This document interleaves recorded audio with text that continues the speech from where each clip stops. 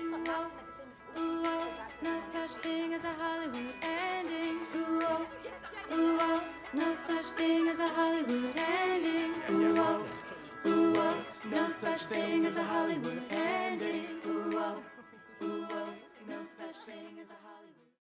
Hello, everybody, and welcome to another absolutely glorious episode of Nerd with Dre and Jeff. I am the second name of there. I am your co-host, Jeff May, and who's on the other end there? Ooh, interesting. So, Jeff, let's decide. Am I the Tony to your Savage, or am I the Savage to your Tony? I could see myself playing either part there. I think you should pick whoever you want to be. I mean, Interesting. and Yeah, honest- if we're being honest with ourselves, Jeff, I think I would turn into the Savage. We are talking Anna and the Apocalypse, the finale to our holiday ghouls. You picked this out, and it was an utter delight. Tony and Savage are two archetypes in a musical, the doting dad versus the controlling vice principal. I'm picking myself to be the controlling vice principal. Not shocking, Jeff. And yeah, this was a blast. You picked this out, and I do want to do the behind the curtains thing I normally do on Nerd. you know what's weird? Now that because you're doing this, I just realized I think I picked all three. Like I suggested all three things for this season, which is rare, right? So Jeff, let's talk a couple of things about Nerd. I want to give a huge shout out to the show, to MVB, Michael Vincent Bramley, who helped put together an amazing gift I made for you that turned into a gift for me that is now a gift for everybody. He made an amazing advent calendar picture curtailing 2+ years of Nerd. We have done 29 episodes, Jeff. This will be episode number 30 of Nerd. Amazing stuff. And what I want to throw out to you, because you're saying you picked every topic. So I'm going to throw out that this season, way back, you brought up the idea of the monster cereal as a suggestion early on. And we don't actually have the video publicly released, but the very first episode of Nerd, you're sitting in front of a bookcase with a bunch of your collectibles. Mm-hmm. And I'm going to tell you this, Jeff, it is a Kaiser Soze-ish end of Usual Suspects. Sorry to ruin Usual Suspects for you if you haven't seen it, but you're sitting in front of a bookshelf of all of your collectibles then. And if you start looking through all of your collectibles, I think there are like 10 to 20 episodes of Nerd in there, One not would shockingly. think you're right. Yeah. So this idea of you being like, I picked all the seasons of Nerd. Nerd from the beginning has been a nostalgic look back of our childhood. And in this case, though, this is an interesting one because it's not so much a nostalgic look back, but Jeff, you love Christmas. This is okay. You know what this is, to be 100% honest? This is highlighting something that deserves much more than it has gotten. It has gotten Anna and the Apocalypse has gotten a bit of a cult following. Did you see the box office for it? Ooh, interesting. Well, first off, if I'm not mistaken, this was like an English, 2017. an English Yeah, movie it's from first, Scotland. right? It was filmed in Scotland. Yeah. So filmed in Scotland. And I mean, traditionally, that's the rough part, right? Is traditionally international movies that are not Star the Colin United Farrell. States, that start elsewhere, do not get the same box office. The top grossing movie in England will be like, it made $10 million this year, 10 million pounds or whatever. This Whereas, didn't crack 1 million in the box office. Yeah, geez. And I'm curious. I was two of these tickets though. Oh, nice. So how early did you see it? So it looks like it was released November 2nd, 2018. And then it got like a limited release a little after. So did you see it in theaters? I saw it in theaters in Los Angeles with an ex of mine. This was a confluence of our interests, right? Like I love Christmas. They liked musical theater. They like horror was kind of something that we both kind of had our toes into. And I had heard about this movie and was like, well, this seems like something that we could both really enjoy and really fall into. And we did. We really loved it. And I'm genuinely shocked for a couple things. One, it has a pretty decent Rotten Tomatoes score of like 77% or something like that. Iron Man 3 numbers. Yeah. But the Rotten Tomatoes score is actually much higher than the audience score. So the critics are like, this movie is good. And the audience is like, meh. I think it's in the 60s for the audience. Right? So there's a lot there. And so here's what I want to throw out. You basically did kind of decide this season in some ways. So as an example, this is season 9 of Nerd. The way Nerd works, we pick a random topic. We kind of put it together around a theme. And I really love this season, Jeff, because this is the type of nerd I am. We got our theme. Supernatural holiday shit. Yeah, we got our theme, and love me. I love when I can start talking on additional themes. So if we're looking at this season was the monster cereal, Count Chocula, etc. It was the Rest in peace. gobbledygooker and Undertaker appearing at Survivor Series 1991 or 90. 1990, and then Anna and the Apocalypse. You have the supernatural ghoul thing. That is true. Yep. We got zombies in this, Undertaker in Survivor Series. I'm going to put gobbledygooker in there too. That's unnatural. Carmela Creeper is also a zombie. Exactly. We got all that. But then what I'm also going to say is all three of these are a weird mismatch of things where one part doesn't belong and then is added. So, right, the monsters in the cereal, the supernatural and wrestling, which, wrestling kayfabe, it's supposed to be like a real thing. And then suddenly you have a zombie. These men are fighting to see who's best in the world. And what their tag team partner is a zombie. Here's two men that wrestle and a zombie. Yeah. And a zombie. And then here, the same thing where the way you can kind of frame Anna and the Apocalypse, and this is back to the roots, back to the beginning, it's what if High School Musical in the middle of a zombie movie? So you On basically Christmas, have you basically have this movie starting as a musical set in the holidays, so a holiday musical that zombies just intrude on. And I would throw this into the Too Many Cooks area kind of thing, where just like you kind of mismatch them together, and that kind of humor put together is what makes it funny, because none of these people stop doing musical stuff. They keep having numbers, but the numbers get adapted to the things. Yeah, it's actually something I'm really excited to talk about, is what you're talking about there. And it really shows off when we officially start the zombie apocalypse. It's very interesting that you bring that up, because that's something that I had in my notes. Oh, I'm really excited to talk about this. Let's give a little bit of background and a bit of sad background. So this actually started as a short film by Ryan McHenry in 2010. It's 17 minutes. You can go find it on YouTube. There is a scene in there that basically is copied into this movie. The idea of a high school student listening to their headphones, dancing along gleefully, and they're so oblivious, the Stan Lee and one of those Spider-Man movies, where he's like, headphones in, you don't see the Spider-Man 1 that you're thinking of. Yeah. So the Amazing Spider-Man 1 scene where, kid in a musical is dancing through the musical while a zombie apocalypse is taking place in the background. That's like the initial idea. And that, if I may call homages here, that is because when you look at all the influences and stuff, like that is the influence of, if Shaun of the Dead had a musical piece in it, it would have been that, because when he's walking through and everything is like zombified, but he's just so focused on doing his thing that he keeps going the next day. And those are very similar. So that is like a clear homage, I think, that scene. The UK in general has produced some of our best zombie films, if you think about it, because they have to be creative. When you look at what the seminal zombie films of the past 30 years are, it's 28 Days Later and Shaun of the Dead, right? And I would say this is pretty solid. Yeah, you got is it a this isn't Cillian big. Murphy, right? This is not big, right? Like I recognize that this is not a big film, but I think it's a film that deserves much more love. And I've talked to people that love horror, and I brought this up and they're like, and I'm like, what do you want? Like, the songs are great. There's only 2 songs that I don't think are particularly great. I think all the music is good. I think this has gone through, but to go back to the origin here, yes, it was a short film. It won a bunch of got a bunch of attention, got some awards, and then he started to adapt this. Unfortunately, he got bone cancer. It remissed.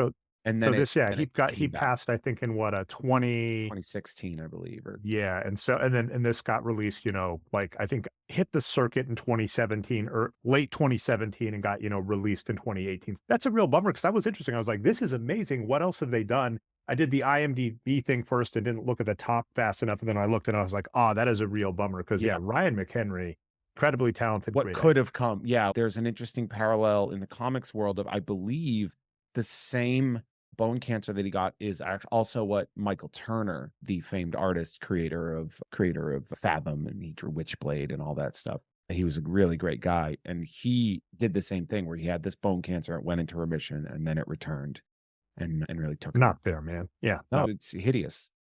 But anyway, any other background? So we got the background. So background comes through. They decide to continue this for, they're like, let's do this. Let's get his project finished, right? First draft, super, super dark. And this is a dark anyway.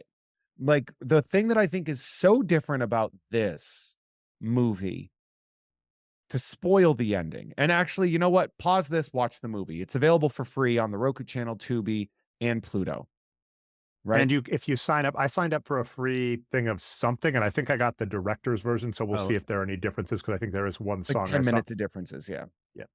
But this movie ends in a very dark way where it circles back to there are two real theme songs to this film, right? There's kind of like I guess the what a time to be alive kind of vibe, but there's also the no such thing as a Hollywood ending.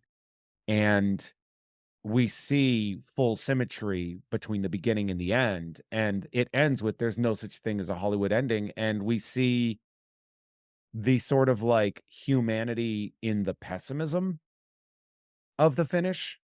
Like they're alive, but it's unclear and unsure. It's actually one of the darkest endings for what I would have expected this to be. Like the ending is, in 10 Cloverfield Lane at the end when she decides to go join the resistance and fight. I've not seen. I do, and I Okay, do know well, I that was ruined that interesting. then. That was, yeah, but I mean, I've for what it's worth, I've heard that. But I'll do another nerdy one, maybe Yeah. another future episode of Nerd. I hadn't realized this, but you're familiar with the books, The Animorphs, I'd assume.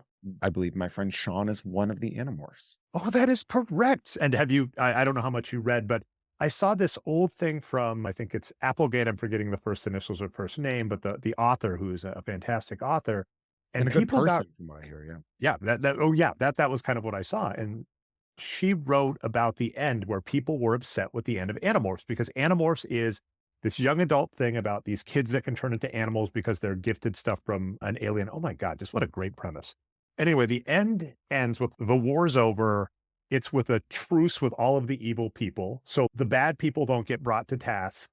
A bunch of the people that had relationships in the war have broken up, and the end of the movie like ends on like a downer note with one of them's an alcoholic and the other's going off to fight or something. Yeah, that's a lot And like Hunger Games. It finishes like pretty yeah, melancholy. and she wrote about it, and she's just like, "Dude, war's not fun." And I'm sorry if you're bummed out by the reality that if you went to war with a bunch of people, the relationships with the war aren't gonna last. There's gonna be repercussions when things are over. A lot of what you say, just, "I'm sorry." And so that's the thing, the zombie movie, while it's got a musical placed on top of it and basically theater, right? It's got a bunch of theater archetype people on top of it that stay in character throughout the movie. It's a musical, so songs come out throughout the movie, but it is still in the middle of an apocalypse. And at the end, you're like, hey, by the way, a bunch of people are dead. A bunch of things have fallen apart. Yeah. There's still things to clean up. That's fine. And that is interesting because it's like the last note I'll give before we maybe start getting to the play-by-play is I really liked the structure of this movie. You and I talk Oh, this a yeah. lot on the Nerd Show when we talk about, does the story hold up? Are there good tent poles, good, structural things that keep the thing afloat? And this did a really good job of world building and stuff. You get to the end, and that's the point. This movie had a very clear direction. And if you're writing this, you can't get to the end. And if you make it a happy ending, you've basically betrayed everything you've set up. Yeah, I think it's a satisfying ending, but it is certainly like it's hopeful while also painful, I guess is the best way to describe the ending of this, right? It's unclear, it's unsure. I think the last thing they say is, "What do we do now?" Like, I think that's like the last line, and then it finishes with the no such thing as a Hollywood ending, like reprise. I believe it finished. It maybe depends on the version. I got Yeah. the "What a Time to Be Alive" as like the things Oh, playing at the very end. yeah, yeah.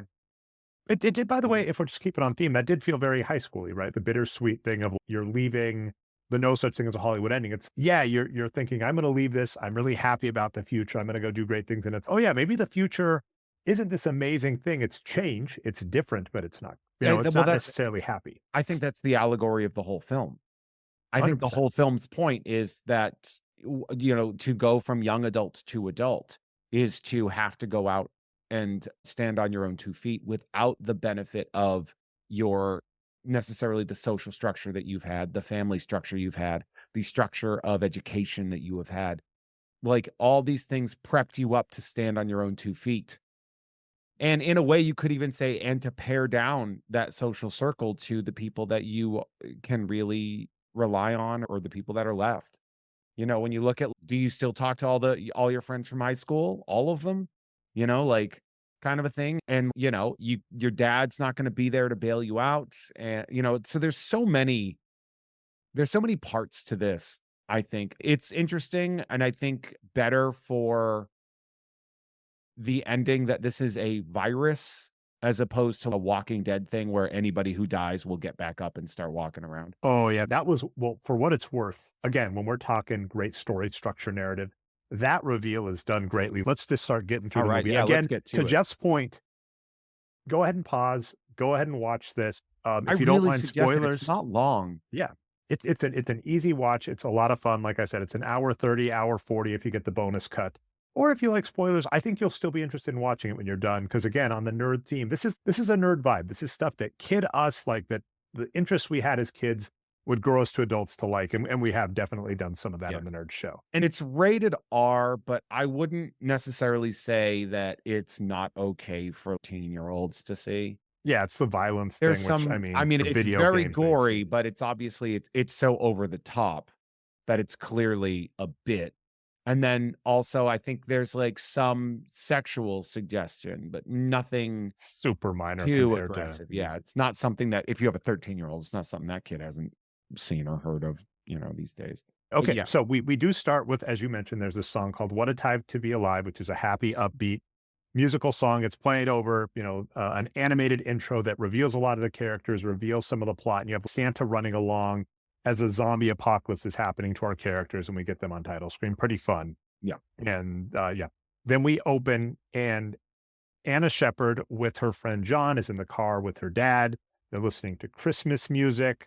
And then John inadvertently lets slip, hey, you have to pay for a ticket. When I heard that, I initially thought ticket, like parking ticket or something, because there's going to be a musical show tonight. Her dad's, hey, you should come. She's, I've got to work.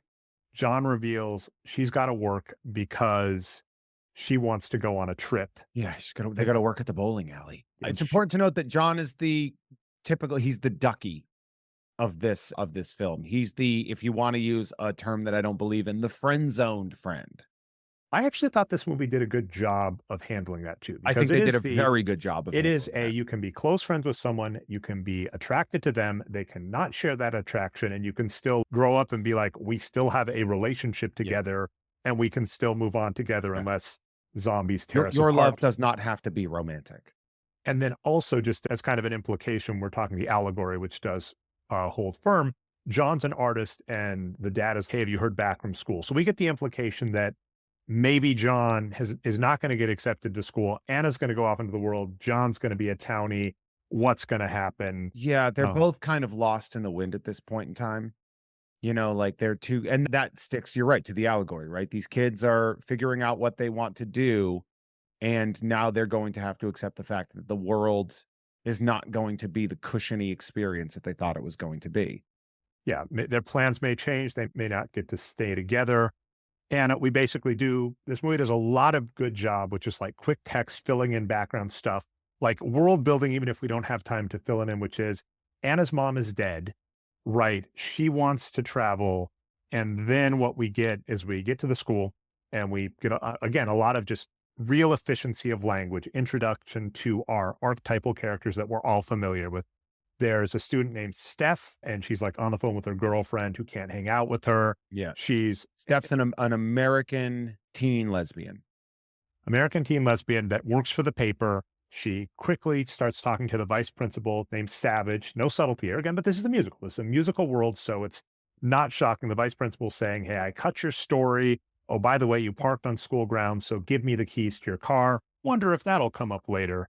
Then we do actually more world building. Anna's at her locker, and we see a photo of her mom on top of a map of Australia with different notes written in. And we're given the implication that Anna's mom trekked across Australia, so she wants to be close to her mom in some way and go travel. And then we get our first song, Jeff. I'm really curious because we're going to talk about like your thoughts on the songs, which one fit or don't, but this one does for sure. This is Breakaway, where Yes. Anna, Steph, and John, three of our main characters, are basically talking about how they feel trapped and want to break out. And we're seeing them all in their stuck world. John's watching Anna. John's watching the jocks that bully him that we're led to believe. Steph's watching, stuff that no one's caring about. Anna's talking about how she wants to leave. Yeah, it's one of those things. There's a couple things I do want to mention. One is that the vice principal Savage, I think, is probably the one part of this movie that is so over the top, which is funny because of what the subject is. I think they could have toned him down a little bit. He's a bit silly in how sort of villainous he is from the very beginning, right? Like he really is sort of like an exaggerated archetype. But Breakaway is I think all the songs are good. The only one I actually don't really is the Savage solo song. Oh, interesting. Okay. Which Yeah, well, I get where they're going with it. I just don't necessarily agree with it. So with Breakaway, like we all gotta break away. It's a good song. And this movie is the point, right? That song is sort of like all of these songs, like I know that in musicals, like songs further plots and they push them a lot of the point. Like that's the point of them.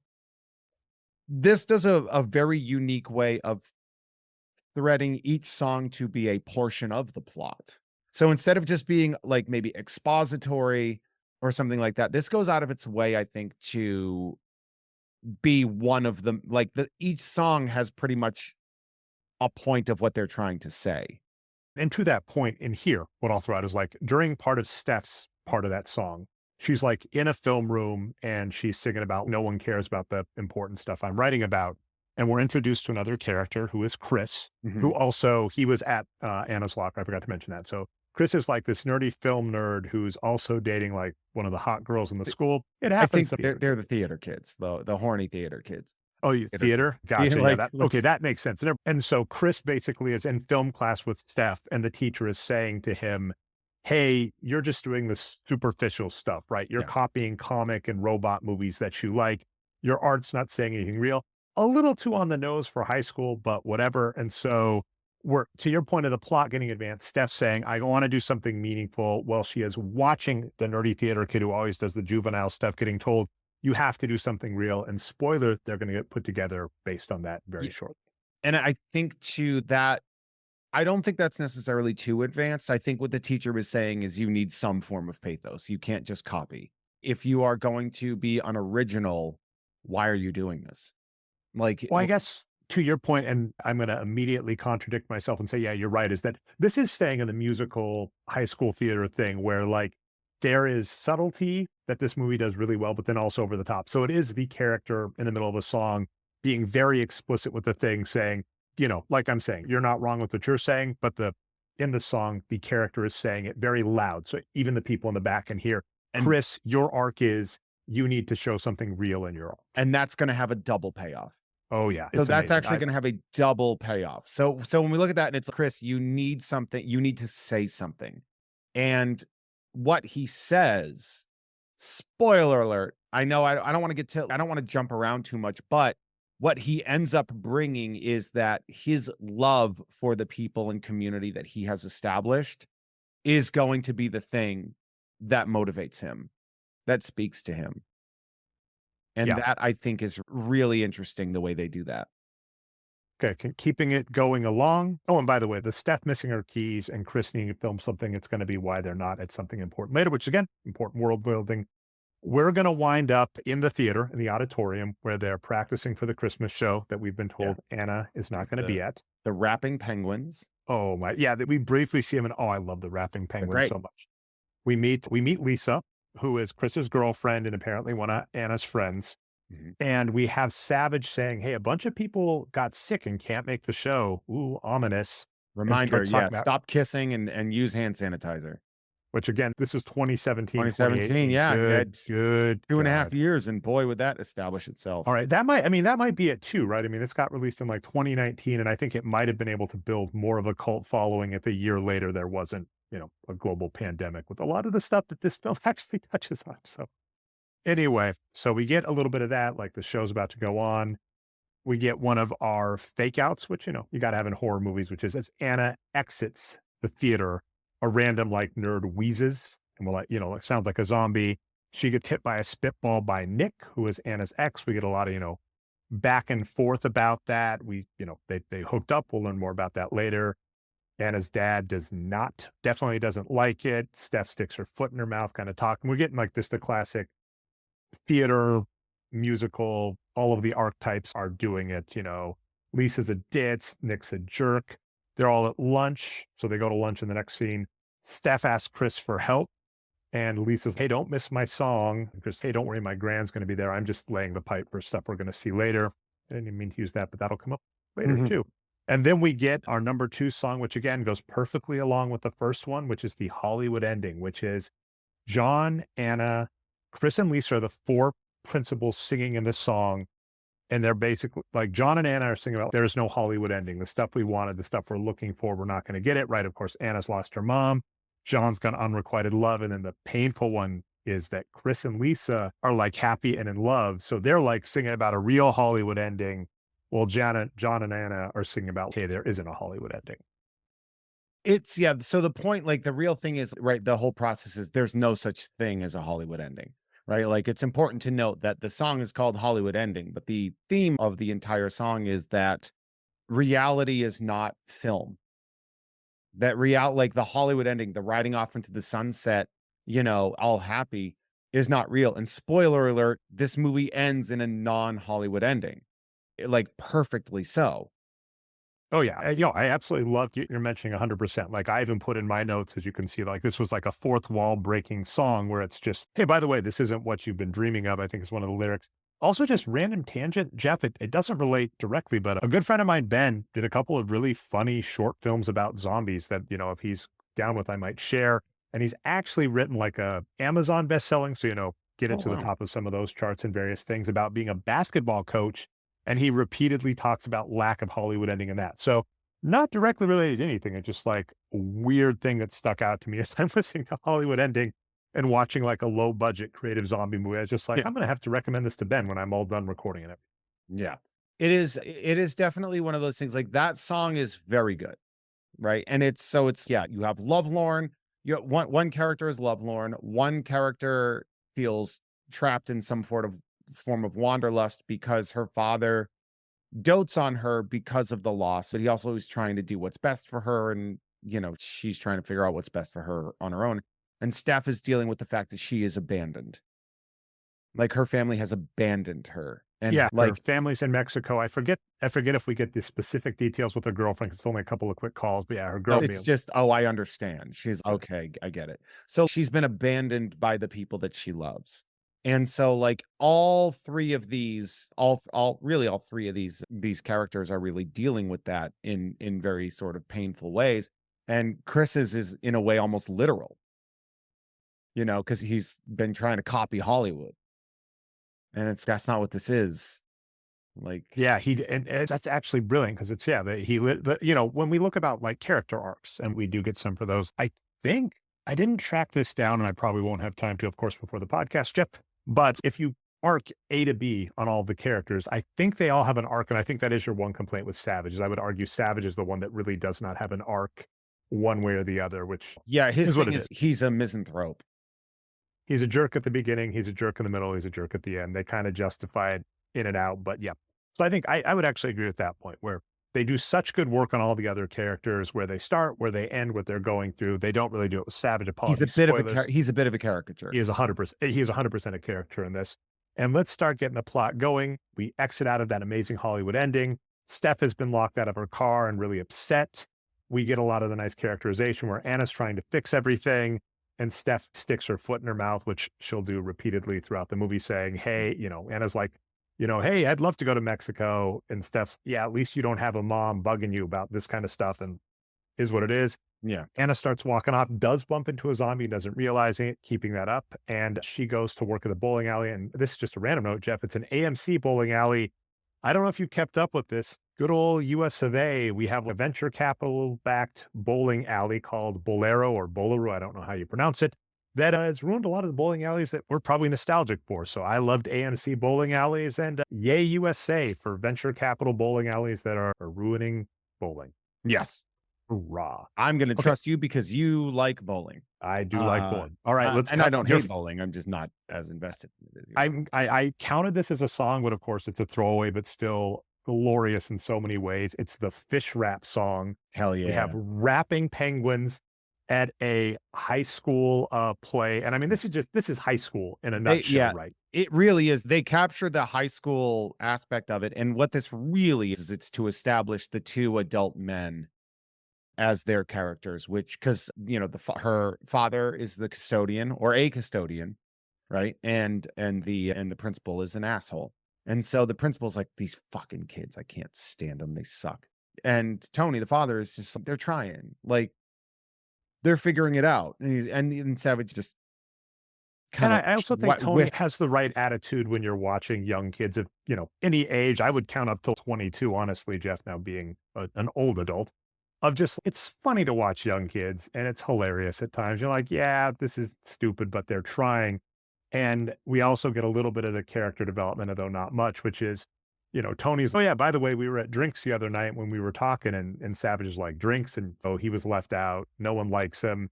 But they don't really do much with that, which is the pity of the movie. But yeah, we get the characterization. Tony's the good nature, wants the best, funny one. Their conflict will keep up through the rest of the movie.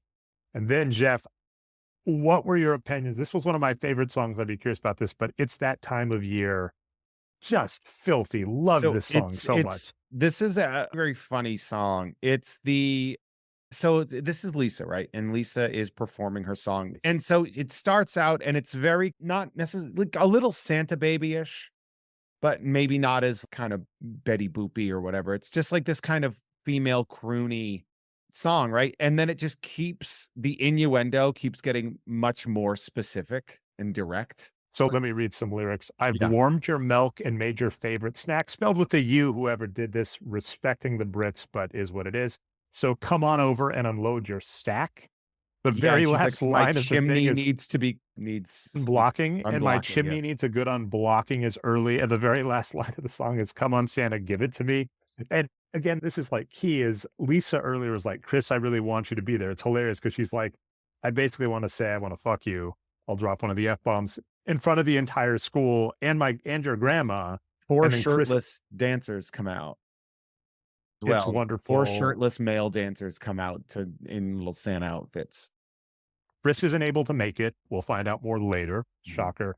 And his grandma is there and she's like giving the thumbs. I love this because it's like Chris's grandma loves Lisa, even though Lisa's literally like saying, hey, I want to screw your grandson on stage to everybody. It's one of the things that's my favorite part of that scene is how uncomfortable the adult men are when you see them in the crowd, because they're listening, they're like, okay, and then you can see them being like, huh.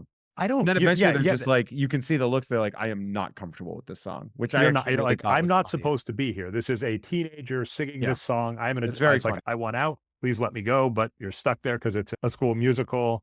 Savage gets incredibly upset and is like seeing red. He's going to go do something. And he starts hearing a banging and screaming on the outside of the school door. And we hear some snow ash. So something's going to happen. We'll find out more about that later. And then boom, we cut back to the bowling alley where John and Anna are working, finishing up.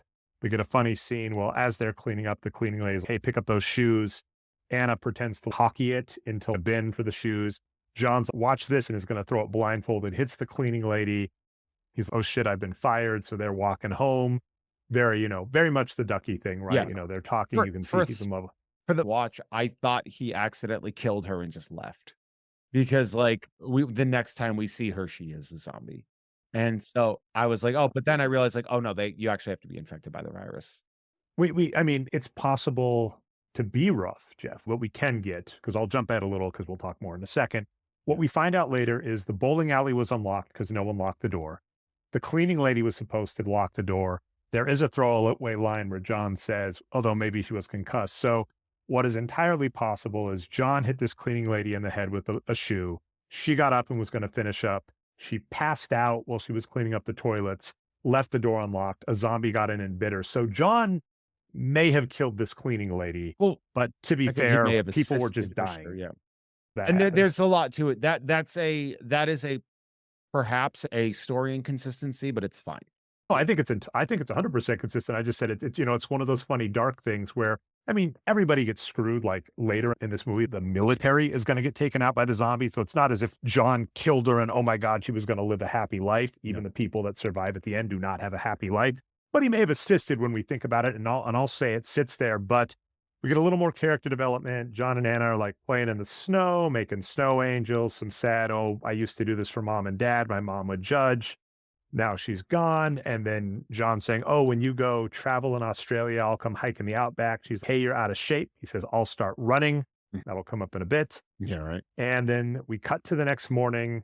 And this again, like I said, is from like the original short movie where Anna wakes up, oh no, I've overslept. And it gets ominous because as she's rushing out of the house, we see her dad hasn't been home. We see it's the 23rd of December because she grabs something out of the advent calendar that she's got there.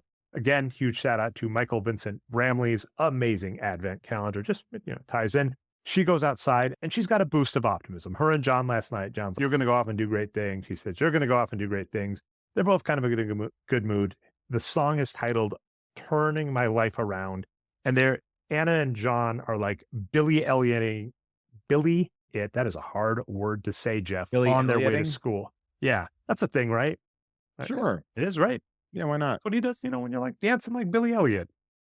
All the kids are saying it, Jeff. All the kids are Billy Ellioting. Billy Elliot. Exactly. So, they're singing this song, Optimism, turning my life around. Everything's going to be good. They're really going nuts as they're dancing to school. They meet up in a cemetery, like they're both running to school and they just happen to cross paths in a cemetery. And then this is like one of the first. Real quick, I think we are sort of yada yada-ing what's going on in the background because they both go home and just go to bed. And they sleep through the real pushy part of the apocalypse. And then they wake up and it's a recreation of that, of what a day would be for them. And Anna comes through, she's dancing around, and in the background, and this is why I was talking about how it's really pushing the plot, is as she's singing, the world isn't participating in the song. The world is still falling apart, and she's only not getting killed by accident. So she's like Mr. Magooing her way through a zombie apocalypse. And I think that's very funny. And it's that's what Shaun of the Dead did when he wakes up that next day. And, when, he doesn't realize his roommate, Peter Serafinowicz, is now a zombie and he's just existing, right? Like he's just walking around. And I think that's really interesting. Yeah, I'd agree with that. And then we do get that nice Christmas crossover because there is a zombie in a Frosty the Snowman or just a snowman suit comes up and he falls over. And at first, are you okay? And then, holy shit, it's a zombie. But they do get the fun scene where Anna's by a seesaw. John lures him in. She does the seesaw and decapitates him, and his head's still alive on the ground. Going, rah, rah, rah. It's a good scene. It's hilarious. It is a very funny scene. And then so that's when they are now fully aware that we are in a zombie apocalypse, right? Like at least John is, and I mean, they'll talk a little more in the future, but John and Chris are very much high school nerds into the geeky stuff. They'll talk that later. So they're fully like, we are in a zombie movie. We know what's going on. I do that. There's always the decision when you do a zombie movie. Have the people in the zombie movie heard of zombies, or is this a new thing? I do prefer it when the people are aware of it. They've heard of it. Modern generation, which will come up because we do get a song about like technological era, would be familiar with it, how to handle it. But then also just this movie on the downer side to get to the very end really does stick with the even if you know what you're doing, eventually it overwhelms you. Maybe there's a metaphor for life in there. I do love that they then are like, well, we got to figure out what's going on. And then they're like, well, it's probably better in town. And then they go into town and it's just on fire. There's a Christmas tree on fire, which is great. And he's like, our parents will know what to do. And he's also eating a banana. You're at that classic trope of, the character that's so desensitized to violence, they're eating through it. You gotta love it because, this is musical, this is theater. It is fine to stick with the tropes and the rote things as long as you do it well, which I would argue this movie does very well. We do get back to the cafeteria. We kind of get the impression that Savage figured out what's going on, locked the school, told everybody to stay inside. You could make the argument saved everybody. We'll see there. But he's still being the, micromanagey dick where he's saying, hey, if you need bottled water, they're half off. You can get like a free, I'm assuming it's a British candy, but he said like a caramel log. I'm assuming it's like a Tootsie Roll or something small. He says, hey, there's a military base really close by. So we just need to hunker down, wait for the military to save us. Lisa's still hanging out with Chris's grandma saying, hey, a lot of this I did not see. Interesting. Okay. So I think to what point on this, like the military base aspect, it's a lot of it, like the theme of that scene on what I saw was that he's basically going out of his way to be like, hey, we got to hunker down and we need to be smart about this until the military saves us and the government saves us. And the only kind of, I think there's brushback, and I'm not sure because I've watched this 3 times in the past 16 hours. Yeah, I know. Well, And same, but let me ask you this, Jeff. Did you watch it on 3x speed the nope, third time to I take don't do notes that. and then pause No, it? I don't do that. I don't know how you people do that. It's more like an editing thing, right? I'm watching it at 3x speed to be able to see the text to know where it's going, but I've already heard that, I've already heard everything on 1x. I I'm watched doing it it for at notes. 10 PM last night, and then I watched it at 6:45 AM when I woke up today, and then I watched it again at 11:30 when I got home from boxing. So, yeah. All right. I have literally all my free time since 9:30 PM last night has been specifically watching it. And I'll say this, and this happened last year with our bonus episode, Iron Man 3, because we're coming to the holiday seasons. I really appreciate this, Jeff. I kind of made I don't want to call it a mistake, but usually I'll do a preliminary watch and then I'll do a note watch. And then, if I need to go back, I'll do a third. I did 3 watches. And on the second watch, I just got caught up and just watched it again. Like I intended to take notes and I was just like, yeah, it's 10 at night. I'm just going to watch it. It's an enjoyable film. So this was a very good movie. So, there are worse things. I didn't make you rewatch He-Man and She-Ra Christmas Special 3 times because even though that's half the length, it feels 4 times as long. But I would like to add as a reminder to all of you that are listening for free that if you hit up patreon.com/JeffMay, you can get a special bonus episode of this show that we're going to be releasing later. So feel free to do that. Or you'll get it next year. Yeah, you can wait a year. And I do want to say, Jeff, you've got a perfect segue because actually on the script, I said this was a nice spot for producers. And after the producers, we'll talk about a deleted scene in this movie, maybe. So, Jeff, we got producers. I know you hate this bit, but I'm going to keep doing it, Jeff, until you force me not to. So anyway, our first producer, Jeff. Hey, Jeff here. Let me introduce the producer names real quick to say the only thing I love more that you're letting me go. Jeff's letting me go here. Well, I'm letting you realize that you screwed up the thing. You read it wrong. I read it wrong. Hey, everybody, Jeff here. Let me interrupt the producer names real quick. Did I say introduce, not interrupt? We're leaving this all in, Jeff. We are leaving this all in. Let's do it, baby. The only thing I love more than a hot, steamy bowl of mashed potatoes is a soggy-ass brioche bun to dip it in. Thanks, guys. Again, patreon.com/Jeff May. We will do silly stuff like you get your money's worth out of a producer name. All right, keep going. Producer, or you could be my best friend Burrito. We could give a big shout out to the enchanted, wandering, unpierced left nipple cider served at room temperature, who just came to mint on card, by the way. A delightful person. A big shout out to my man Norm from Cheers. And of course, I'm going to start calling Yoda Old Grogu just to see what happens. Dre, what do you got going on over there? All right, we got drinkwithmikeslater.com. Every time Dre plugs the back catalog. By the way, we went over the amazing advent calendar I keep bringing up from Michael Vincent Bramley. And if you watch that episode over at Jeff Has Cool Cards, you would be so drunk because we plug everything in the back catalog. So, go talk to Mike Slater, go to Jeff Has Cool Cards. I'm definitely double dipping here to plug more of your stuff, Jeff. YouTube.com, Jeff Has Cool Cards. All right, let's go to Bimmy and Jimmy out fighting crime. They'd be out singing carols or something. Out singing carols. Or, for this movie, we could say Nick and crew out fighting crime, right? That does happen later. Out causing crime. We'll get there. Shout out to Ricky Cilantro. Shout out to Dance Ninja Turtle Ooze. More double dipping, Jeff. I did get my brother an amazing Sjogren statue, and I did put a link up to that on the gram, on the Instagram. So all full circle. If you go to the back catalog, look up the Teenage Mutant Ninja Turtles 2 episode with my brother Dan Alvarez, we have an ooze story, and there is I want to say 30-year payoff on Instagram now. So there is that. And then final shout out to Porcelain Jesus. You know what? Porcelain makes a lot of appearances in this movie because her dad's a janitor, cleaning lady in that. So yeah, Porcelain Jesus. Yeah, somebody is murdered into a toilet. So yeah, that is. And comes back. So we have the cleaning lady is in the toilet and comes back. So Porcelain Jesus, let's go to that. I did want to finish this up, Jeff, because this is the part where I think you and I have a subtle difference. There is unofficially song number 6, Which Side Are You On? Which is more of Tony and Savage kind of arguing with each other. Tony saying, I want to go save my kids. Savage is saying, hey, we have to hunker down. Which side are you on? I think to kind of your point, this was probably cut from the final release because Savage is very one note. This doesn't really add anything. It adds a little bit of length, but I did see that in my version. I don't think you did in yours. But it's a good it's actually a smart thing to put a song like this in the movie. I the way I've checked out everything about that, I think that is the big theme in a lot of this zombie stuff is like, what do you go out to try to fix a problem or find a person and put yourself in danger? Or do you hunker down and create some form of defense? Nerd, you including, is going to hate me for this, but there is the oldest zombie one, right? With them in the basement and the one character doing that.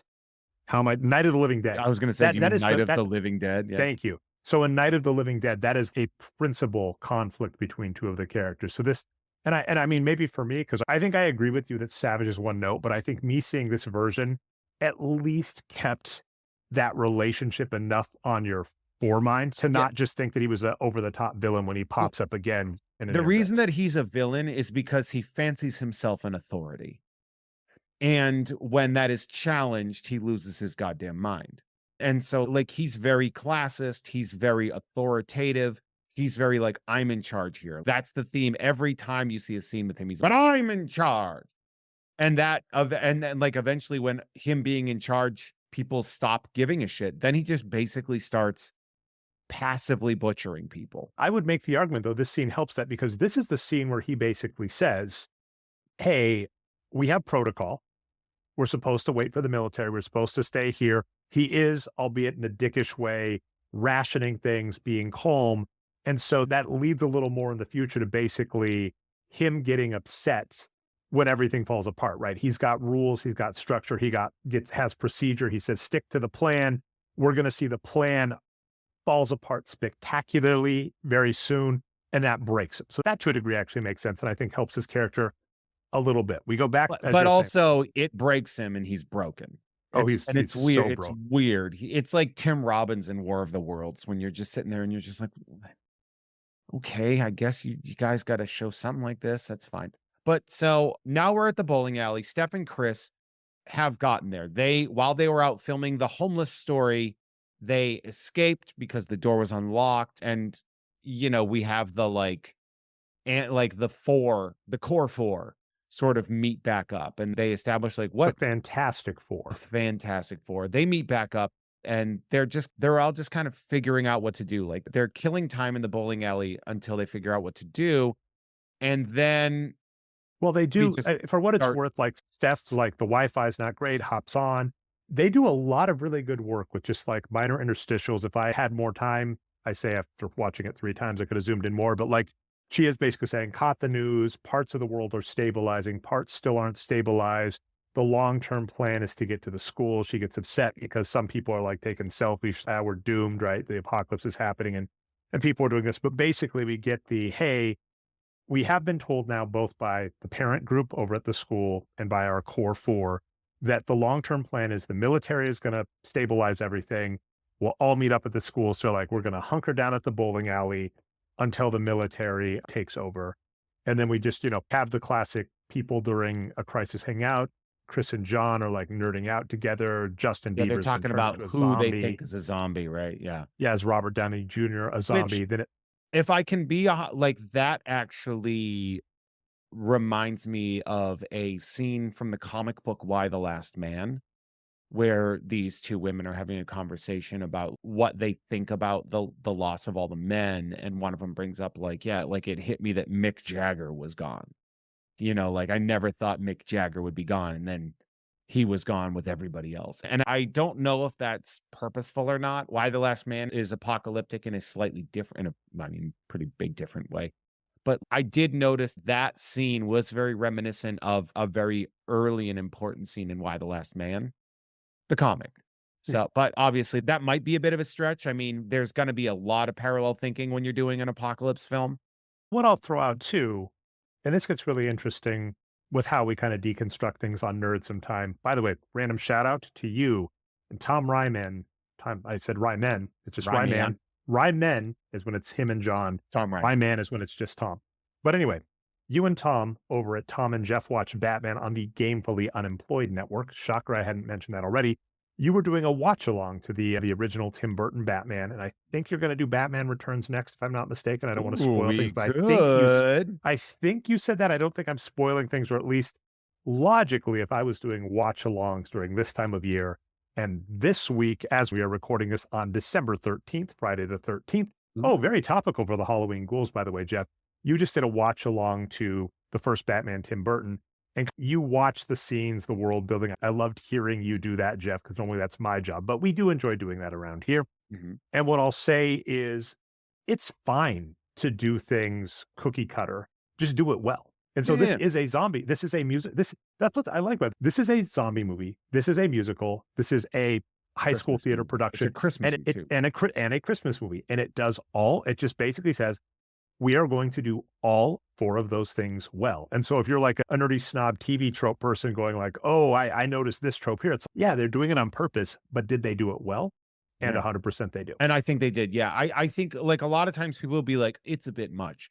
But well, I'll tell people because I've been advocating for this movie since I saw it, right? Since 2018, I've been fully advocating for this film. And whenever I tell people, I'm like, it is a zombie Christmas musical. And I understand that seems like a lot of information for you to process right now, but it works so well. And yeah, it's also like food fusion. You know, one of the classics is, you know, you do salted caramel or salted whatever as a dessert. Get your salt, you're sweet. And you're just like, it's not supposed to work, but it does. And it's like, this is the same here. Yeah. We get an interesting scene in the bowling alley where, we already I already said it, so I won't go too much in depth. The cleaning lady comes back. They have a fight scene. It's kind of musical in that it's like music in the background. They're kind of choreographed doing stuff. They have fun things where they're in a bowling alley. So one of the zombies gets a small horde comes in as well. Like about 5 or 6 zombies come in. Wasn't it the group that they pushed out? The bachelor party that was there the night before. Yes. So they come back in. Our core 4 have to fight them off. We get one of the zombie heads comes up in the ball routine. It's very creative zombie disposal. We don't want to ruin all the like kills and death. But I will also throw out what I liked is it's this quote unquote fun zombie killing scene. But at the end of it, Chris, our kid, starting to get through his child arc, just says, this isn't fun anymore. So the person who like lived in fake reality, he's living through one. We're even getting the over the top scenes he would like. And he's, I don't like this. Yeah. And we find out in that last scene that Lisa tells because the grandmother's nervous for Chris. And she's like, he's seen every horror. Like he's a horror nerd. So, and you can actually see that when one of the zombies is on the ground, he's leaning over. He's like, can you understand me at all? Like he's checking in on the zombie to see if there's any humanity left. Then they decide no. But then at the end of the movie, the answer is yes. I mean, we'll talk a little bit about when we get to that scene and the implication of that scene. Yeah. We cut to the nighttime. The implication is the military is fighting. And then we get one of our stronger songs, which is Human Voice, which is very good topical. Song. I don't think it's this. I think it's of the good songs. I think it's one of the weaker ones, but it is basically a mid-film longing for the humanity that existed before the movie started. I called it the Somewhere Out There song because you have two groups of people. Somewhere Out There, yeah. The one reason I would maybe agree with you why it's a little weaker is because it goes for the easy commentary on, hey, we're all in electronics, we're not connected. We'd like some human touch, which does seem to make sense in the modern era, but that really doesn't play into the rest of the movie. We don't get as much of the, hey, we're all separated by technology. So that commentary just is, it doesn't quite belong in this It also story. ties in that it's just not as catchy as all the other ones. Yeah. Like if I'm being 100% honest, it's just not as, it's not like no such thing as a Hollywood, like there's no hook to Human Voice, really. It's definitely a B-side song.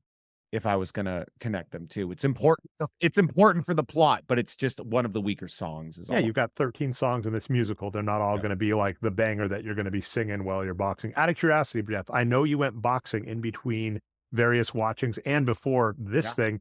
Were there any songs that were like in your head as you were boxing, hitting the punching bag?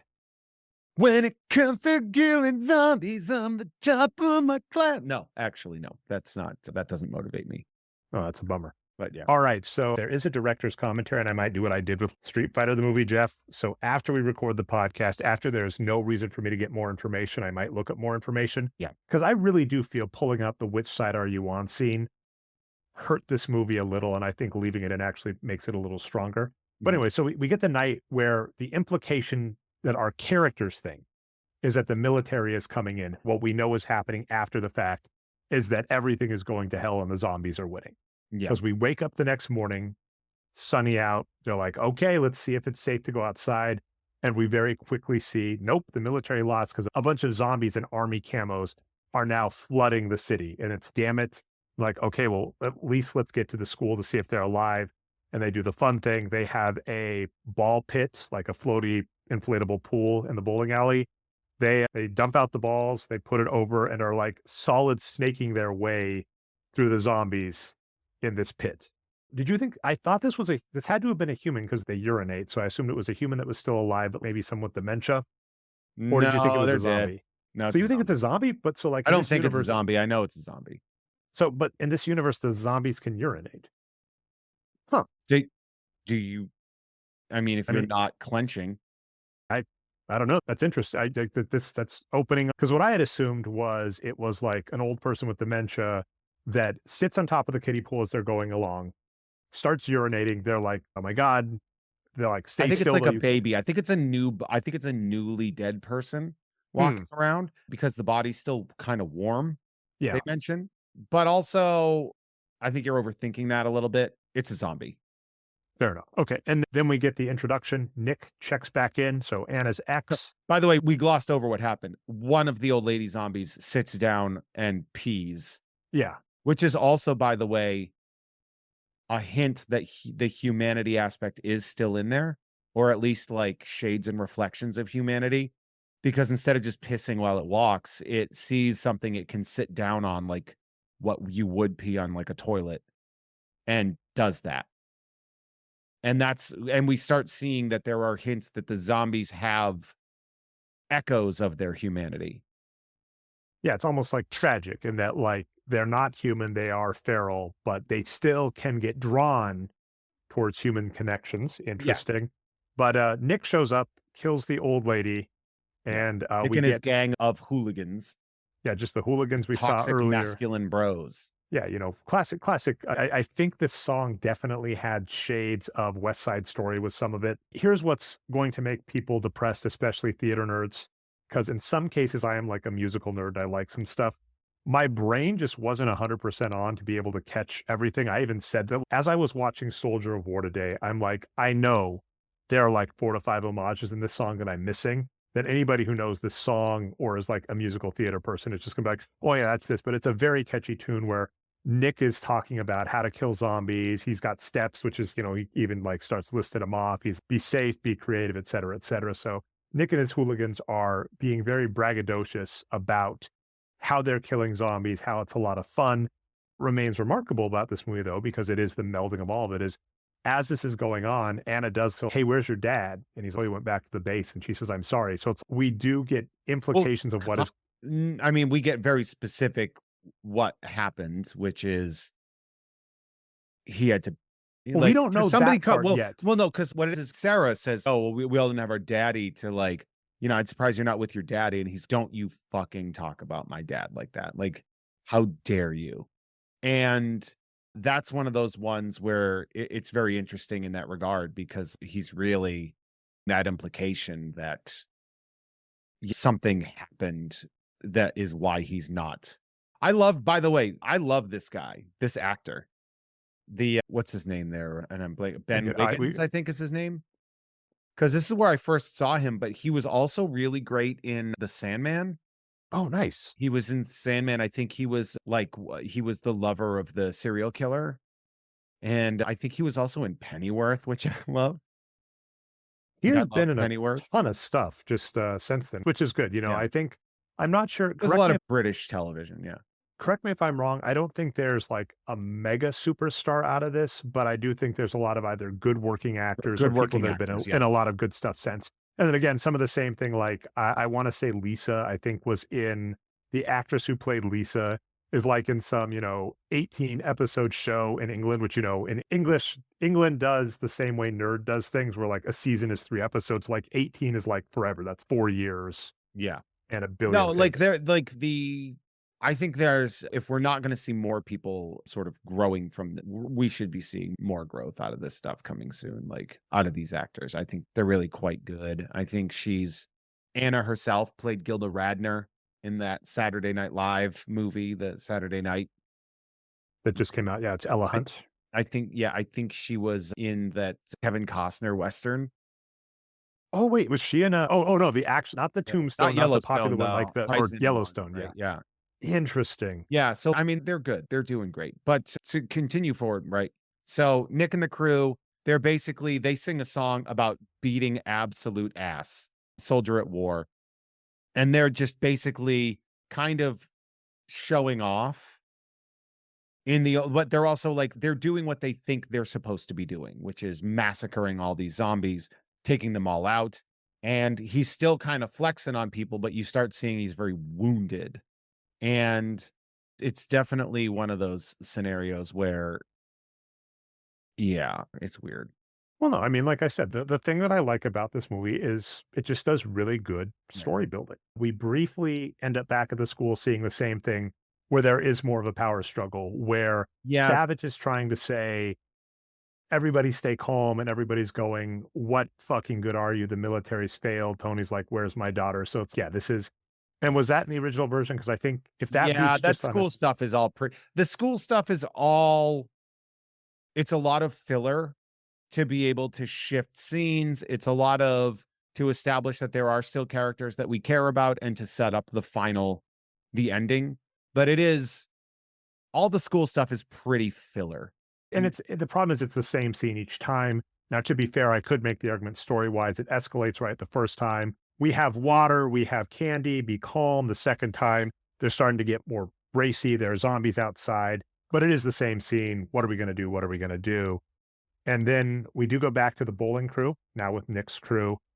We get the brief, I hate the term the friend zone, but yeah, we get the, basically Anna says the implication, He I has to get say, it. "You're my best friend." I like, I really like you. I get it. And then, And he's that's the hurt, but thing. he's hurt, but he accepts it. It's actually a very positive way to deal with that kind of heartbreak. Yeah, which is more than fine. And I mean, that's the other thing, that's one of the things that I do hate about the friend zone trope, even about the Ducky thing. There is the argument, in the original movie, they even said, hey, she doesn't end up with Ducky, which is fine. And Ducky's going to be fine. That was even said in that He's movie. not owed sex from his friend. And then, of course, they have to change it in future. What's some kind of wonderful, right, is where they change it, but they do also do a gender swap. So is what it is. But, hey, if you had a good relationship with someone, and at the end of it, you basically just said, "Oh, I was in it just for sex." That's become a really rote, boring joke at this point. SNL had one about that. You and Adam Todd Brown, I heard doing the same one. I'm not saying it's a bad joke. I'm just saying at this point, the joke of the guy's, "Hey, I'm a nice guy. I'm a nice guy." And then when the woman says no, it's, "Hey, you slur Yeah, or bad word." That's just become well known. So this handles it well. We end up with just a straight out of this is the horror scene where there is Rudolph's Christmas tree emporium. They cut through a darkened, powerless Christmas tree area, knowing that it's dangerous. You'll never guess what's gonna happen. And Zombie Steph even ambush. calls it out of hand. Yeah, Yeah. and so, like, in this, a couple of some very important things happen in this, right? One thing that when they're all sort of, like, about to get bit, there's the narrow escapes. Chris drops his phone, Steph yells at him for going to get it, which is actually great, a great foreshadowing of that she criticizes him for getting the phone that will eventually save her life, Yep. which is a great thing that happens here. They finally get away, and right as they're about to go, we find Nick's crew is killed, and then John is bitten after they think they're safe. And he knows he's done.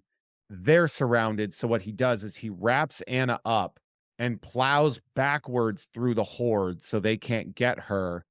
He falls down, shoves her as far as he can out of the way, and says, "Get the hell out of here." And then he gets seemingly torn apart, but that actually isn't the case. That's another one of those inconsistencies. Like the zombies seem to tear him apart, but then we see that he is whole at the end of this film. Anna is losing her mind because she just lost her best friend. Sarah's now's not Your the dad, time. she cuts her out of it because she says, your dad's waiting for you. And then one other thing, just to the Chris and Steph part, is that to goes back for the phone. They actually immediately start addressing it now because Chris is saying, it's all I've got left. No one's left alive. And Steph is saying, you don't know what, he even kind of cuts out and goes, hey, you think your parents and your girlfriend are alive? You shut up. So it's kind of, we start seeing the Chris humanity where before the electronics were an escape and he wasn't using them for the reality. And now he's saying the flip side, these electronics are all the reality I have left. It's worth noting as they're going through, he's been filming a lot of the stuff. And then we get one of the cool, I don't know, this is more actiony scenes and things definitely used probably for a lot of the stills, which is Anna's got the candy cane prop with the stake at the end. And we have the night before Christmas being narrated as they just start plowing through zombies. Yeah. And so they make it to the school and they see, now you like this song that I don't like. Well, so here's what can be funny. There are two parts to that. So the song I'll explain the setup and then the final. So basically, Chris, Steph, Anna, Nick, that's all that we've got remaining of our original. Nick's goons are gone. John is dead. We do just kind of plow through. You're allowed to do that in zombie movies. They were in the middle of a thing. They were killing a bunch of things. Somehow they ran all the way across town. Fine. They get to the school. The school is open. That's key. So they just run right in. They get into the school and Savage is sitting at the desk and he's like eating food very calmly.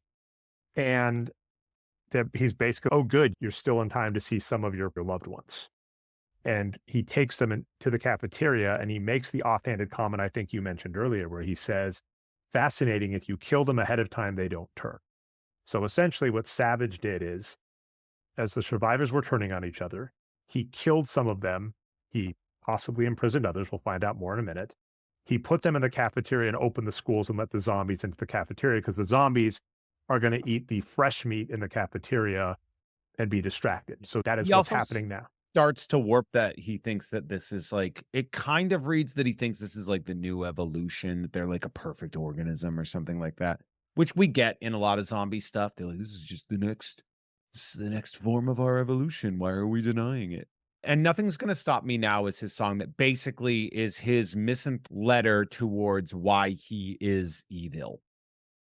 Why he's changed. He's sick of the kids. He's sick of society. Everybody's dumb. Nobody's as good as him. And it's the thing when somebody who perceives themselves to be an authority realizes that they are not.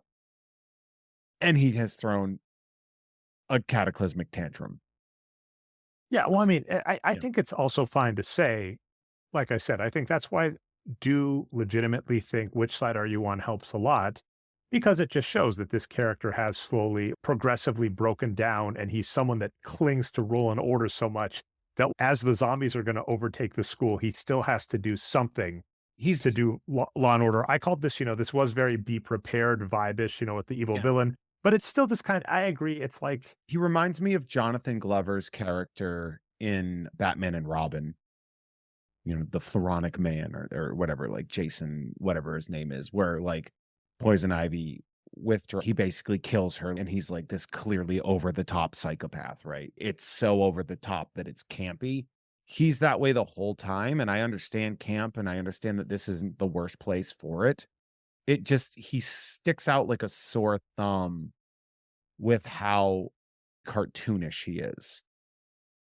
Although if it's not too pokey to ask this, I am definitely curious about the, musical theater nature of it, of where, I didn't think I minded that because in some ways musicals and theater are very, bombastic. And so this kind of character still seemed to fit that mold, and having this kind of song seemed to fit that mold. So I guess just from a musical standpoint, I was like, yeah, this is a fine song. It's just the one that really stands out like a sore thumb. That to me. Yeah, I would say this does get interesting, and people in the comments let us know if you've done it, because I can't unwatch this, Jeff. I can't unsee this. If you watch the version with song 6 in, which would be Which Side Are You On versus not, does that change it? Because I think it softens the blow enough for me that it didn't hit it. Although we don't need to keep picking at that crazy savage 3-hour podcast either. Yeah. Well, anyway, so the crew does get through the cafeteria. Again, more creativity. They use like a lunch table to plow through a bunch of the zombies. It's a cafeteria with, the gates that shut. So they slam through the gate. Yeah, we haven't seen all of their people, but we know people are dead, but they do mention like my dad's not there, my grand's not there. Chris and Steph find Lisa hiding in a closet. We discover that grandma's heart exploded. And then they are like, hey, at least she didn't become a zombie before we kill her. Anna and Nick. Now this is the scene that this is where it gets to the point where like you start to see like the facade of Nick fall apart, right? Like where Nick is, and we see this a lot, that somebody is a product of the environment they grow up with. He's an asshole, and we start to find out that he's really an asshole because his father is like a high-ranking military officer, right? And is also like a toxic male asshole. And he's like forcing his kid to be an asshole. And Nick is, I just want you to know, I didn't tell anybody that you spent the night at my place. Anna has to say, if you think that I don't like you because we had sex, Or that's that her not it. reputation got She's hurt, that like, kind of stuff. she's like, do you think I care about my reputation? I don't care. This is high school. It doesn't matter. What I care about is that you fucking bailed. She's like, that's why I don't like you. It has nothing to do with the fact that people are gossiping about me having sex. I don't care about that. What I care about is that you specifically left and that you are selfish and that you don't do anything for anybody else. And because he talks about John for a second, and she's like, you take his name out of your mouth. And then she's like, when have you ever done anything for anybody else? And then he had to say, basically, he had to admit that he murdered his father because his father demanded it, because his father got bit. And he said, before this takes over, I need you to kill me. And he said, do make me proud for once in your life. Ooh. And that is one of those things, like, it's so brutal. It's one of those things I actually really liked, because Nick has been sort of displayed as a minor villain in this, right? He's an antagonist to certain characters. He's the example of childhood antagonism, right? And then you see that the reason he is the way he is because he's been molded to be this way. That he is the result of his upbringing, and he's the result of all this. And it's really, actually, it's super brutal at the end when the killing of a family member is brought up again and he has to step in. And so he basically explains he had to murder his own father. And Well, also in this scene, another thing that happens as well, as you probably noticed, good world building, is they're in a classroom, and either a table is overturned or he can see it, and his name and his friends that have died are there. And when they got killed, and Anna says, sorry about your friends, and he's, they should have ran faster. So it is very trying obvious. to cover it up how hurt he is. He's been putting on a facade this entire time, and we're seeing it. In this scene, actually, we see it break a little apart, which is really good. It's gonna break away. So now this is when another horde comes in, and Nick immediately is find your dad. And then he just distracts the zombies and he runs away. She gets out, and the last thing we see is him start singing Soldier at War again, but without the musical interlude. It's just him singing the lyrics. And he starts swinging the bat as it cuts away. He's like, when it comes to killing zombies, I'm the top of my class. And his voice sounds a little scared too, at least I caught. It sounded like that to me. Yeah, I think it's just because it's not produced. Mhm. I don't know if it's intended to be him sounding scared, or if it's just because we are now hearing it without any filtering, without any backing tracks. It's just him, like, it's the musical outside of the musical, right? Like, here's what the musical would. You ever see like videos of what would High School Musical look like without the music? Most classic, by the way, best done ever. Rest in peace, Norm Macdonald. The SNL one where it is the Side Story. Side Story, And yeah. everybody starts singing. He's like, "What is going Cobras. on?" And this is clearly Panthers from choreographed. now. You Yeah. clearly had time. So yeah, that exactly. Oh no, that's not good. Yeah, that's a great sketch. I love that one so much. So now I'm gonna kind of get through this a little bit. Steph knows she needs to get her keys. It's in the principal's office. There are zombies in that sort of lounge area. She needs to find a way in there. She kind of sneaks through, gets her way in there, and she kind of goes through, finds her keys, picks up a couple things that she could use as weapons, accidentally gives herself away by finding a big old vibrator and dropping it. It calls attention to her. Chris and Lisa are like, oh shit, they're like trying to distract the zombies. And then finally they just figure out that they can, he can plug his phone into the TV and distract them that way. And they're hiding behind the TV. And the zombies are all drawn towards this. So basically, to your point, there are all these personal, now there are personal scenes. They're not fake scenes. They're real scenes that Chris has been recording from the soup kitchen on, or of friends. We do see some of that with them hanging out. So It's all the zombies people he loves and the goodness of humanity. It's what I personally think is that what his video is, it is a reflection of the goodness of humanity at a time when that is a very hard thing to come by. Now, from there, they try to get away. Lisa and Chris both get bit. And once Well, they well, well get so bit, so so what happens is they're trying to crawl away with the zombies distracted. They yeah. knock the cord that has got his camera plugged into the TV. It goes out. The zombies wake up and freak out. They bite Chris and Lisa, or bite Chris and Lisa. Chris, last second thing. We have a lot of this, right? People No, that get their bit and finish is so oh my God, like, this their scene, finish is this so wrecked heartbreaking me. because they have accepted their that they will have spent their entire lives together in a way, right? Like, that they end together. Well, And so they get bit, he and Chris, asks and her I'll finish this up and let you get your thesis. Chris plugs back in the camera, waves at Steph. So right now the scene's back on, the zombies are distracted, and then Chris and Lisa just start hugging each other and like crying or whatever as the film is playing with the zombies watching it and Steph running away. That's just a but gutting. you did skip the part where he said, "I've what do you think of the film?" And that's how they finish together, is they finish holding on to each other, and she's it's perfect. And that to me is just so rough. Anna finally makes it to the auditorium.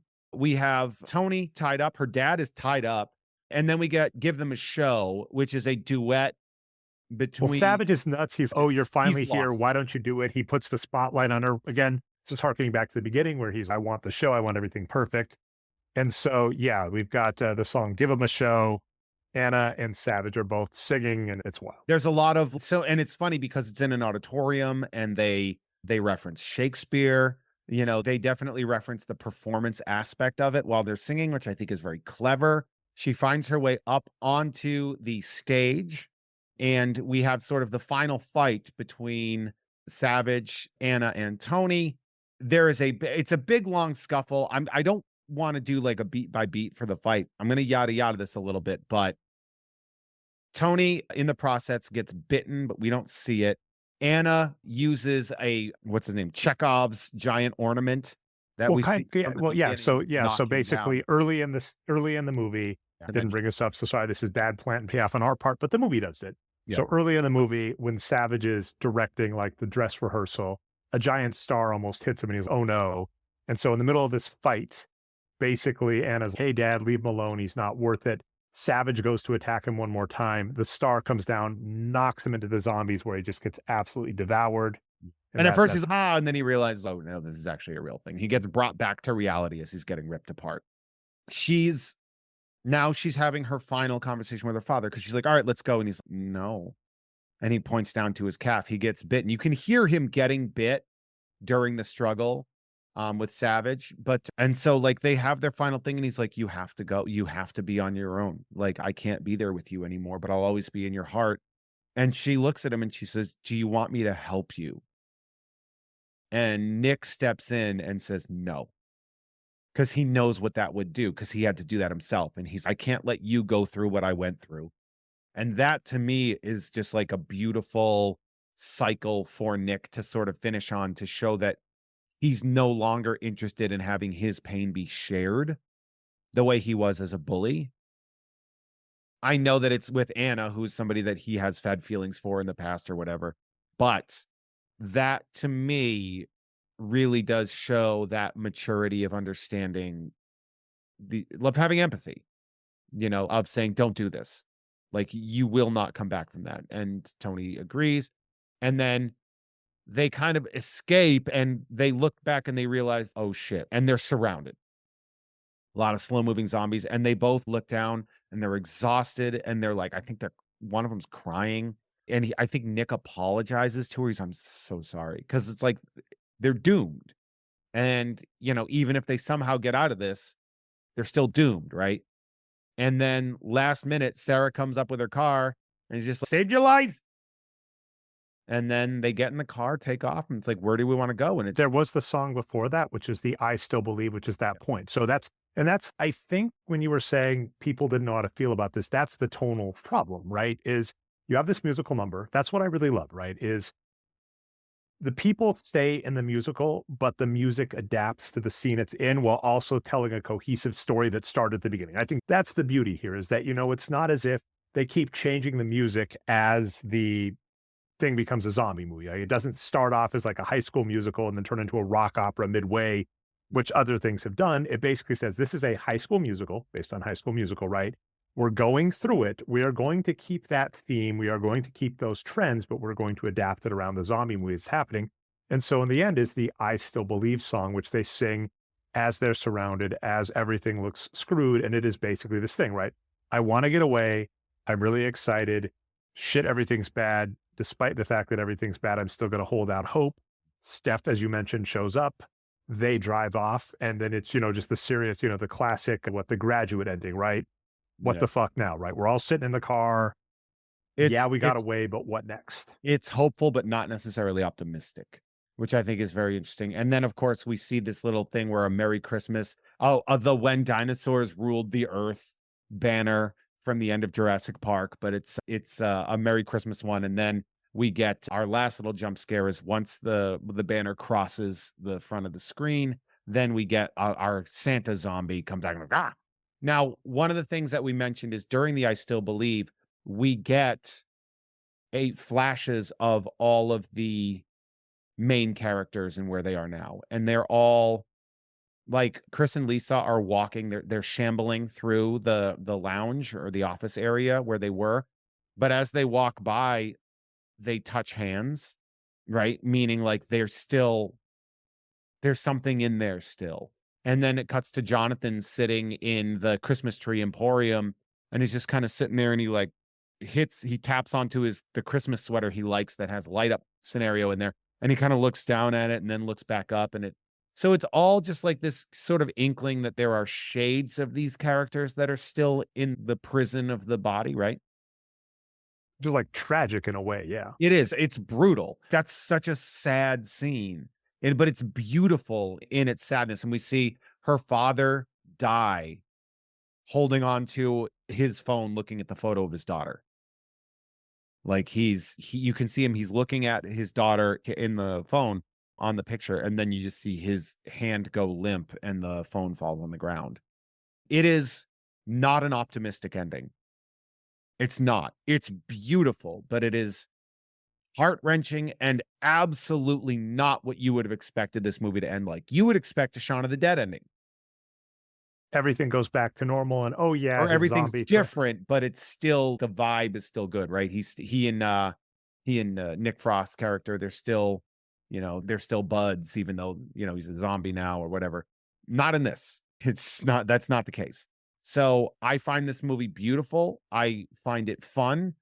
I love this movie, even though it ends like really roughly, Here's an interesting set of movies, and I can't think of a good example off the top of my head, but there's certainly movies that you see when you're younger. Actually, Princess Bride would be a good one. I remember as a kid, I didn't quite like Princess Bride because it did have some of those it had some of those adult themes of, in the end of the movie, like the villain gets away, Humperdinck lives. Like, what happens, right? Wesley's still beat up, and, that's even addressed in the movie. It's almost hilarious because this is super meta, because in the movie, the kid character is saying, Grandpa, I don't like this story. And the grandpa saying, yeah, sometimes things happen, and the kids, but yeah, come back and read it again later. And then you kind of grow up. And so that's the same thing as this movie, right? We're used to the classic Christmas movie formula. It's going to end a certain way. A bunch of dark stuff happens. They get through it. And then Santa Claus shows up. Someone shows up, magic wand. It all goes back to normal. And this one's, now they made it through it, and human spirit and perseverance got through a lot, and our humanity is what saved us. But yeah, stuff's pretty rough, and you're still going to have to deal with the ramifications of that, and that's life. And so I can understand you're in kid mode, you're in nostalgia mode, and you're watching a Christmas movie, and the end of the movie gets to an adult theme of just, yeah, man, sometimes you make it through it, and it hurts, and you're still going to have to deal with it when you're done. And you're like, oh, that's adult. So I can buy that. Yeah. Sometimes people don't very like that. adult. Like it's a teen movie, but it's a teen movie about becoming an adult. And, there are going to be people that are in your wake when you are gone. There are going to be people that will live in your past. You're going to go through loss, and you're going to go through love. And your parents are, if you lead the standard biological life, like, your parents will die. And how we can deal with that, how we can learn to become adults and to become grown-ups in our own worlds. This movie's beautifully ugly, if that makes sense in that regard. The allegory is clearly about becoming an adult. Oh, by the way, if this got, if this gets a major release or a sequel, Beautifully Ugly Jeff May is a perfect stinger to put on the I poster. I think I don't think this could possibly. I mean, this made less than $1 million in the box office, right? There's no way, but it is a mild cult hit, and it doesn't seem like the budget is particularly high on this. Horror is generally speaking the cheapest thing to make, other than a a bottle episode movie. But I don't know. I'm glad we got to cover this primarily just because I want the few thousand people that are going to listen to this to watch this movie. Go see it. It's great. Like I said, the best compliment I can give on things, and I think a lot of people that, do the podcast watch or whatever, is when you are supposed to be watching something, for lack of a better word, for work, and you catch yourself enjoying it. And while I did do a mad dash, get the script done and everything for this episode, I also wasn't scared in that this was good enough. I knew we were going to be able to talk about it. So that's the thing, is I'm going to enjoy this as a good movie. This is a good holiday. It fills this weird vein because I think many of us, not to speak too much for you, but if you've listened to the last couple of episodes of Ugh Fine with Jeff and Kim, that you can find on patreon.com/Jeff May. And there will be one coming at the end of December, I believe. So that'll be cool. Some of those you listen, and there's this sometimes bittersweet or angst in that about being an adult. And so sometimes it's weird that as a kid, you don't like that bitterness, right? When you're seeing something that's bittersweet. As a kid, you hate it. And as an adult, sometimes it can be cathartic because you're like, yeah, sometimes it was a tough month. And it's nice to kind of both get the catharsis of seeing that hurt somewhere else with also some of the movie magic, if that makes any sense at all. Yeah. I've actually always eschewed, like, whenever a movie didn't have a happy ending, I always preferred it, if I'm being 100% honest. Ooh, interesting. Yeah, that's weird. That being said, Dre, did you like the movie? Yeah.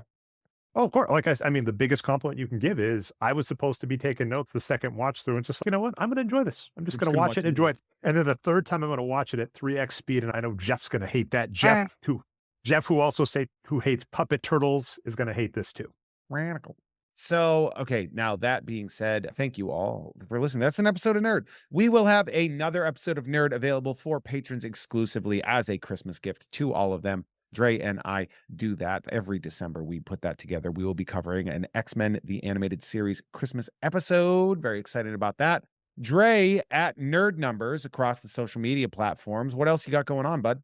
Oh, no, I mean, that is pretty much it. I will keep throwing this out. Patreon.com/Jeff May. Jeff, you and I, maybe this weekend or early, I want to talk to you about working on this.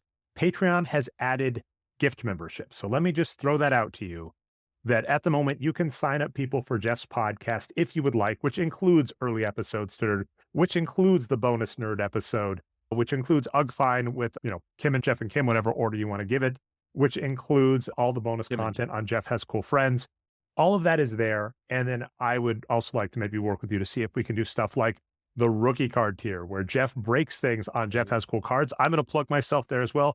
On Mondays, Jeff, I Must Drake You. I was going to take the end of the year off, and then Michael Vincent Bramley gave me an amazing gift, and Walker Morgan gave me an amazing gift, and the stupid Christmas spirit brought me back. And Jeff, I'm going to have to do it next week as well. You've already seen it because this is in the future, or you'll see it today because we're going to release this early. If you are on patreon.com/Jeff May, I'll be doing something tonight.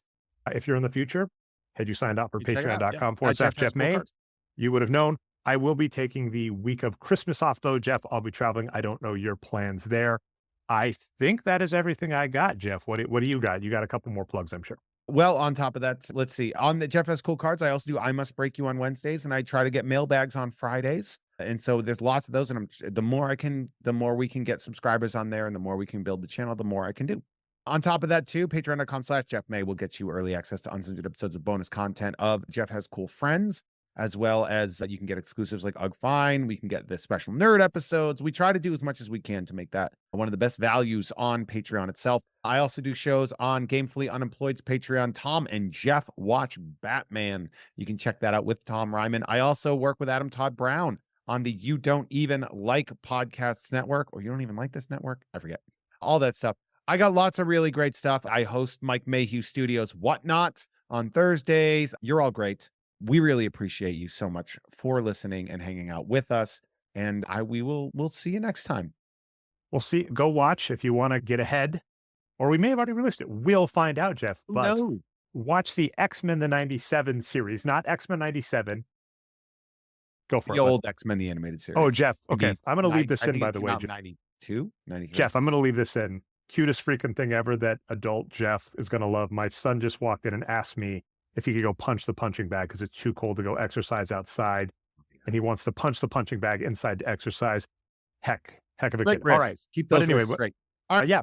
Watch the X-Men, the animated series Christmas episode if you want to hear what we did this. And I hope you listen to Jeff early and watch Anna the Apocalypse before listening to us. That's everything. Happy holidays. I'm going to go watch Jeff open some mail and break some cards. Happy holidays, everybody. Love you. Bye. Happy holidays. Thanks for listening to Nerd. If you want to help keep the podcast growing, it's definitely worth your while to head over to patreon.com/Jeff May. Also, you'll get early access to cool stuff. Cool stuff like videos of Jeff showing off awesome collectibles and doing pack break videos. It'd be worth your while to check out Jeff May's YouTube channels. That's right, channels. For pack breaking by Jeff and myself, head over to youtube.com/JeffHasCoolCards, where Jeff breaks packs weekly, opens stuff you send him in the mail, and sometimes even gives away cool prizes. For Jeff's podcasts, head over to youtube.com/@HeyThereJeffro. That's spelled JEFFRO. And shocker, that is also his Twitter, Instagram, and any other social media accounts as well. So follow Jeff everywhere. You can find me most places on the internet as @NerdNumbers. Also, shout out to Chris Haugen for the outro theme of Pure Magic. Thanks so much, and we'll be back with another nerdy subject soon.